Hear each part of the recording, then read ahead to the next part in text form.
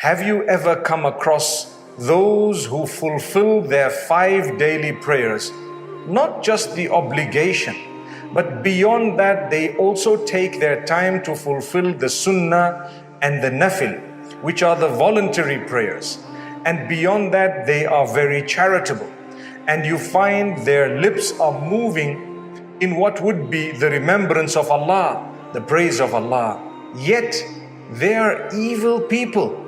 One might think, how is that possible?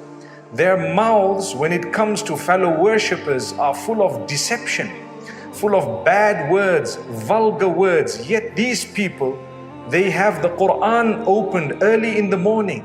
They get up at times for Salatul Tahajjud, which is the pre-dawn prayer that is voluntary.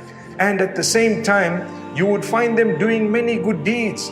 They would dress appropriately. They would dress very modestly. But unfortunately, shaitan takes over by making them belittle fellow human beings. They would deceive. They would utter vulgar words. They would make life difficult for others. They would create problems. They would gossip, and they would eat the wealth of someone.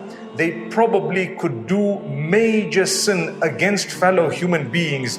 The Prophet ﷺ speaks about them.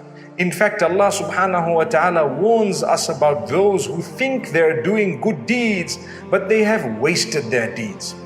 So this is a warning. This is why the Prophet ﷺ once asked his companions, "Atadruna manil muflis?" Do you know who is the bankrupt person? They said, yeah, it's a person who doesn't have the dirham, the dinar. They don't have money, they don't have wealth, they don't have the gold and the silver. He says, that's not who I'm referring to. He says, a bankrupt person is he who will come on the day of judgment with a lot of good deeds, a lot of salah, a lot of zakah, the recitation of the Quran, which they did every day, the beautiful dress which they were dressing by, the good deeds, the charities they gave, whatever else it may have been. But when they come on the day of judgment, they have backbitten this one, they have gossiped about that one, they have slandered this one.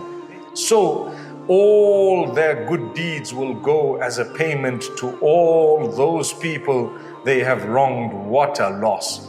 Listen to what the hadith says.